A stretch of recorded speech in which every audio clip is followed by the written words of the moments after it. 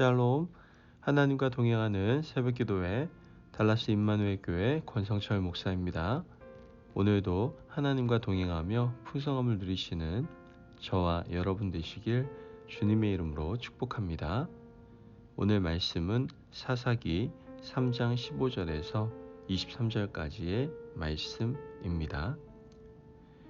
이스라엘 자손이 여호와께 부르짖음에 여호와께서 그들을 위하여 한 구원자를 세우셨으니 그는 곧 베냐민 사람 게라의 아들 왼손잡이 에훗이라. 이스라엘 자손이 그를 통하여 모압 왕 에글론에게 공물을 바칠 때에 에훗이 길이가 한 규빗 되는 좌우의 날선 칼을 만들어 그의 오른쪽 허벅지 옷 속에 차고 공물을 모압 왕 에글론에게 바쳤는데 에글론은 매우 비둔한 자였더라. 에훗이 공물 바치기를 마친 후에 공물을 메고 온 자들을 보내고 자기는 길갈 근처 돌 뜨는 곳에서부터 나와서 이르되 왕이여 내가 은밀한 일을 왕에게 아뢰려 하나이다 하니 왕이 명령하여 조용히 하라 하매 오셔 선 사람들이 다 물러간지라. 에훗이 그에게 들어가니 왕은 서늘한 다락방에 홀로 앉아 있는 중이라. 에훗이 이르되 내가 하나님의 명령을 받들어 왕에게 아뢰 일이 있나이다 하매 왕이 그의 좌석에서 일어나니 에훗이 왼손을 뻗쳐 그의 오른쪽 허벅지 위에서 칼을 빼어 왕의 몸을 찌르매 칼자루도 나를 따라 들어가서 그 끝이 등 뒤까지 나갔고 그가 칼을 그의 몸에서 빼내지 아니하였으므로 기름이 칼날에 엉겼더라. 에훗이 현관에 나와서 다락문을 뒤에서 닫아 잠그니라. 아멘. 하나님의 말씀입니다. 여러분, 어떤 자리에 합당한 사람이 있습니다. 우리는 그런 사람을 가리켜서 야, 저 사람은 뭐뭐감이다 이렇게 말을 하죠. 저 사람은 대통령감이네. 저 사람은 장관감이다. 저 사람은 교수감이다 등등의 사회적인 직책에 해당하는 말을 합니다. 그런 말을 하는 이면에는 그 자리에서 일을 하려면 이 정도의 자격은 갖추어야 되지 않겠는가 하는 생각을 가지고 있고 그 생각들이 사회적으로 보편적인 합의를 이루었기 때문이라고 말할 수 있을 겁니다. 그런데 가끔 보편적 합의에 어긋나는 사람들이 그 자리에 앉을 때가 있습니다. 그러면 우린 생각하죠. 야, 뭐 낙하산인가? 뭐 배경이 도대체 누구야? 누구 백이야? 아마 당연한 의심일 수 있습니다. 하지만 우리는 그런 사회적이고 내면적인 합의를 영적인 지도자들에게도 적용하는 오류를 범합니다. 영적인 지도자들도 사회적인 어느 정도의 스펙은 갖춰야 된다라고 생각하는 것이죠. 가문은 신앙의 몇 대가 되어야 하고 학교는 어느 정도를 나와야 한다라는 생각을 가지고 있습니다. 우리가 그렇게 사회생활을 하고 있기 때문에 가지는 생각이다라는 것이죠. 그런데 오늘 우리가 이 성경을 읽어보면 하나님께서 사사를 세우시는데 우리 기준에는 아무리 생각해도 감이 안 되는 그런 사람들을 세우십니다. 우리가 볼 때는 이스라엘을 통치할 수 없을 것 같은 사람들이 이스라엘의 사사로 40년 혹은 80년을 무탈하게 통치하고 있음을 우리 성경을 통해서 보게 된다는 것이죠. 하나님께서 이스라엘 백성들에게 가나안 땅을 허락해 주시고 그 땅을 통치하게 하실 때 그들에게는 왕을 허락하지 않으셨습니다. 사사 이전에 하나님이 원하시는 통치 체제는 레위 지파를 통한 말씀의 통치였습니다. 이스라엘 12지파에게 땅을 분배하시고 왕을 세우지 않으시면서 레위 지파를 12지파의 중요한 48개 성읍으로 다 흩으셨습니다. 레위 지파는 세 가문이 있었습니다. 그앗 가문, 게르손 가문, 무라리 가문 이렇게 있었는데 이들에게 제비를 뽑게 하셔서 이스라엘 12지파의 각 성으로 흩어지게 하셨죠. 그렇게 한 이유는 흩어져서 하나님의 율법을 잘 가르치고 제사를 집례하고 이스라엘 백성들 가운데 문제가 생기면 재판도 담당하라는 하나님의 명령이었습니다. 중앙 집권적인 왕을 세우지 않고 지방 분권적인 하나님의 말씀의 통치를 하나님은 원하셨던 겁니다. 레위 지파의 임무가 굉장히 중요했음에도 불구하고 그들은 자신들 마음에 들지 않는 땅을 떠나기 시작하게 됩니다. 맡은 자리에서 그 일을 감당했어야 함에도 불구하고 그들은 그 자리를 지키지 않고 야반도주하기 시작했습니다. 그래서 이스라엘 공동체는 영적인 안오위 상태, 모든 것이 다 무너져 버린 그러한 상태가 되어버렸죠. 아무도 그 공동체의 영적인 상태를 책임지지 않는 상황이 되어버린 겁니다. 제사도 드리지 않고 율법도 가르치지 않고 재판도 하지 않는 그런 심각한 상황이 벌어지고 말았던 것이죠. 그래서 하나님께서 세우신 사람들이 바로 사사들입니다. 그 사사들 중에서 오늘 본문에는 왼손잡이 에웃이 등장을 하게 되죠. 성경은 에웃을 왼손잡이라고 분명하게 소개하고 있습니다.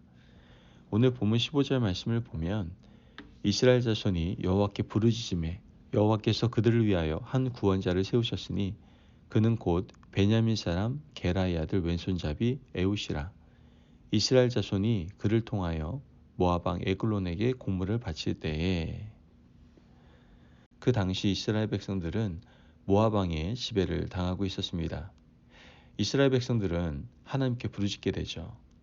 그때 하나님이 세우신 사람은 엉뚱하게 왼손잡이였습니다. 여러분, 지금 시대의 왼손잡이와 사사시대의 왼손잡이는 내용과 차원이 완전히 달랐습니다.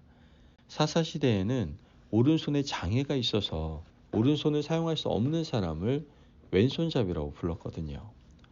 농경사회에서 남자가 오른손을 쓰지 못하고 왼손으로만 일을 할 수 있다는 것은 이건 굉장히 심각한 문제였고 장애였습니다. 사람들에게 놀림감이 되었을 뿐만 아니라 장애인에 대한 복지나 인권이 전혀 없었던 시절에 오른손을 쓰지 못하는 남자는 과연 어떠한 삶을 살아야 했는지 우리는 미루어 짐작이 가능할 수 있을 겁니다. 이런 사람을 하나님이 세워서 이스라엘의 지도자로 삼으셨습니다. 사람들은 의아했을 겁니다. 왜 하필 오른손을 쓰지 못하는 왼손잡이인가? 그 당시 이스라엘의 지도자는 모압 왕 에글론에게 공물을 바쳐야 했습니다. 왼손잡이 에웃도 사사였기 때문에 에글론에게 가서 공물을 바쳐야 했습니다. 이스라엘 백성들은 지배받고 있는 것도 자존심이 상하는데 자신들의 지도자가 오른손을 쓰지 못하는 장애인으로 모압 왕 에글론에게 가서 공물을 바치는 것은 정말 견딜 수 없는 수치라고 여겼습니다. 그런데 어느 날 에웃은 큰일을 해내고 맙니다. 오늘 본문 21절에서 22절 말씀을 보면 에웃이 왼손을 뻗쳐 그의 오른쪽 허벅지 위에서 칼을 빼어 왕의 몸을 찌르매 칼자루도 나를 따라 들어가서 그 끝이 등 뒤까지 나왔고 그가 칼을 그의 몸에서 빼내지 아니하였으므로 기름이 칼날에 엉겼더라. 에웃은 여느 때와 같이 공물을 바치러 갔습니다. 공물을 다 바친 후에 왕에게 독대를 청합니다. 왕은 전혀 의심하지 않고 부하들과 신하들을 다 무르게 되죠. 1대1로 독대하자마자 오른다리 아래에 감추어 두었던 칼을 왼손으로 빼서 왕을 찔렀습니다. 왕을 죽인 것이죠. 그리고 돌아와서 이스라엘 백성들을 일으켜 모압과 전쟁을 벌여 결국 독립을 성취하게 됩니다. 역사에 가정은 없지만 만약이라는 가정을 붙여보면 만약 에웃이 정상인이었다면 모압 왕 에글론이 그와 독대를 허락했을까요? 오른손을 잘 쓰고 모든 것에 멀쩡한 사람이었다면 신하들을 그렇게 의심 없이 물리지는 않았을 겁니다. 모압의 신하들도 오른손을 쓰지 못해 장애가 있는 그를 무시하고 경계하지 않았기에 왕과의 독대를 서슴없이 허락했던 것이죠. 하나님께서는 이처럼 오른손을 쓰지 못하는 장애를 가진 에웃을 들어서 이스라엘의 지도자로 삼으시고 하나님의 놀라운 구원 역사를 이루어 가셨습니다. 그것이 바로 사사시대였다라는 것이죠. 여러분, 오늘 우리는 하나님 앞에서 하나님의 일을 하는 사람으로서 영적인 일을 맡은 사람으로서 세상이 가진 스펙이나 조건들을 자랑할 것이 아무것도 없습니다. 우리가 하나님 앞에 쓰임 받느냐 쓰임 받지 못하느냐 하는 것은 얼마나 내가 깨끗한 그릇인가가 기준입니다. 자기를 비워서 깨끗한 사람, 하나님 앞에서 영적으로 깨끗하고 신실한 사람, 그런 사람들을 하나님은 오늘 이 시대에 에웃으로 사용하시는 줄을 믿습니다. 그러므로 우리가 영적인 세계에서 하나님께서 기뻐하시는 일을 잘 감당하는 사람이 되어서 하나님의 마음에 합한 인생을 살기 원하신다면 진실한 마음을 가지고 기도하시고 기도하신 대로 행동하실 수 있는 저와 여러분들이 되시길 주님의 이름으로 축복합니다. 아멘. 기도하겠습니다. 사랑이 많으신 하나님 감사합니다. 오늘도 우리에게 귀한 말씀의 은혜 허락하심을 감사합니다. 하나님, 하나님의 마음에 합한 신실한 사람이 되게 하여 주옵소서.